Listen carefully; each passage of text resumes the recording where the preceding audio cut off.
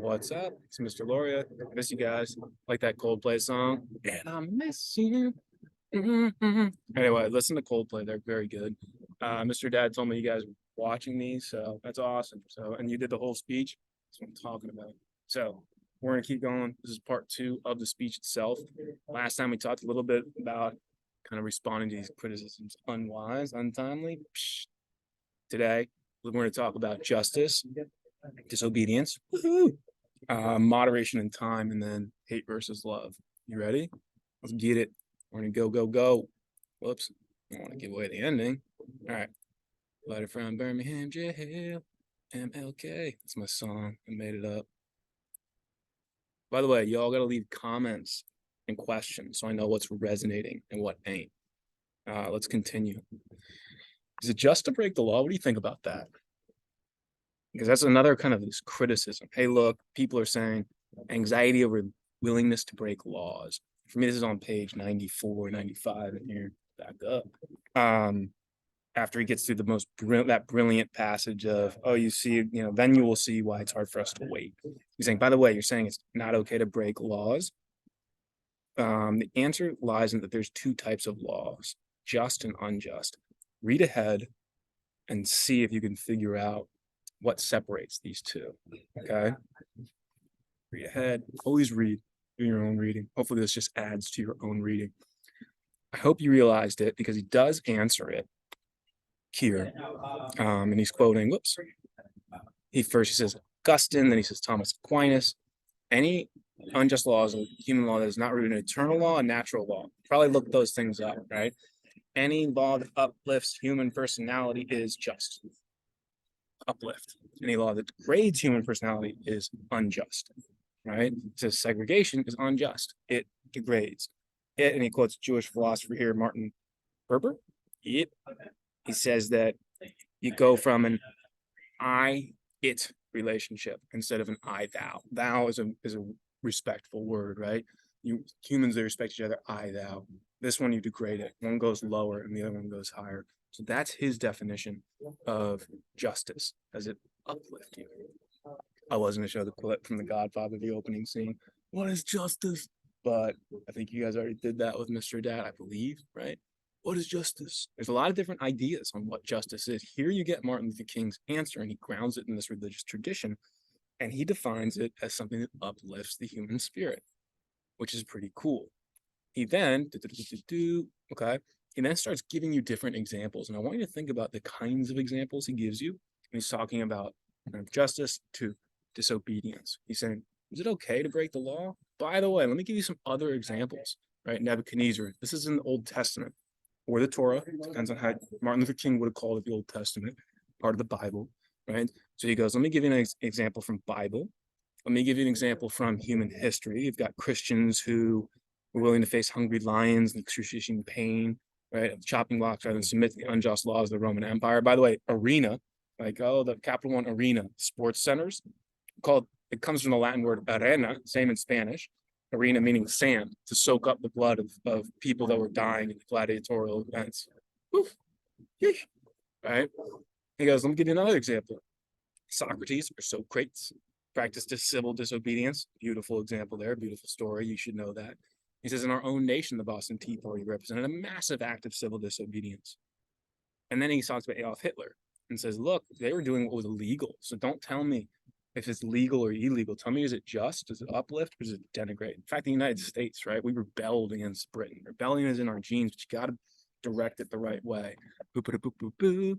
And he says that if you do break the law, you do so with love and you accept the punishments. You understand that. He talks a little bit more, and this is all outlined in this book, the exact kind of theories. They would say, can you endure kind of being hit and yelled at? And then the economic inconvenience of being jailed? Because you might have to not go to work for like a week. Can you handle those two factors? Again, this is kind of deeply established in their tradition. He then makes an interesting point. Who do you think was the biggest kind of enemy to people like Martin Luther King? Was it the out and out racists like Bull Connors and George Wallace, the ones who would like stand there and be like, we don't like y'all, or the Ku Klux Klan? Martin Luther King cites another one. Check this out. By the way, notice he calls my Christian and Jewish brothers. Martin Luther King would draw big circles. He was inclusive in the truest sense. He wanted to bring people together, right? Greatly disappointed with the white moderate, have almost reached the regrettable conclusion that the Negro, Black, African American, that was the phrase at the time, greatest stumbling block in a strive towards freedom is not the White Citizens Council or the Ku Klux Klan, KKK, but the white moderate. And he prefers negative peace and the absence of tension. Martin Luther King's like, you know what? Tension, kind of when you confront people or kind of you're stuck in between these two places. Some people think that's bad. He goes, he doesn't, right? Not if you're using it constructively and creatively and embracing that for growth. Let's continue. Ba-da-ba-ba. All right. Let's check this out. He says, tension's not bad because it creates progress, right? If you're using it to kind of grind for love and justice and peace and rights for bigger groups of people, you're moving progress. Check it out. Human progress never rolls in on the wheels of inevitability. It doesn't just happen. It comes through the tireless work, tireless efforts of men and women willing to be co-creators with God. Without this hard work, time itself becomes an ally of the forces of social stagnation, right? Because time actually is kind of neutral, right? You have to use it. Look at this, man. He is a poet. Beautiful stuff here. We must use time creatively. And the knowledge that time is always right to do right. Let that sink in. Write that. That one's, you got to get that one down, right? The time is always ripe to do right. Brilliant. Beautiful, right? Time is what you make. I wrote my notes. Gotta hold on to your notes, right? Time is what you make of it. He's like, and now we're using this the right way. He then says, and this part's really cool. Where are we at? There's two opposing forces. He says, I'm kind of standing between these two poles. You can think of any kind of two poles, Democrat, Republican, left, right, whatever your dichotomy or your kind of line of analysis is. He goes, on the one hand, you have right here, complacency, made up in part by Black people as a result of years of oppression or drained of self-respect and the sense of somebodyness. Remember back to Life's Blueprint, which we looked at the beginning of the year. What was the first tenet? Pop quiz. Remember? First tenet, Life's Blueprint. He says, you matter. You are somebody, right? So don't become complacent. Don't be, oh, this sucks, right? Kind of head down complacent. I guess this is how it is. No. He says, no. Stand up. You matter. That's on the one extreme. What's the other one? Do you see it? Read the book, right? The other force is one of bitterness and hatred. And it comes perilously close, dangerously close to advocating violence. It's kind of even saying, like, is it saying it's okay to be violent?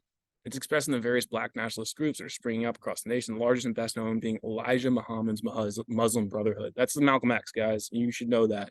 Martin Luther King's kind of main criticism about it is that it was a philosophy of despair. He would say it does it uplift people or does it bring them down? His interpretation is it brought them down. There's other ones out there, but you got these two opposing forces. This part is very important. Draw it out. Again, being complacent. Well, that's just how it is, right? Let me watch TV, or these days, let me just scroll on Instagram. Or hatred, where you're moved to violence, where you're moved to anger by these conditions. Very important. Even though the human mind naturally thinks in dichotomy, day, night, right? Black, white, male, female. That's natural. When someone lays out there's two ends of the spectrum, there is always an elevated one that goes above it. And he gets into it. For me, this is on, where was it? This is Hate versus Love, right? Where'd it go?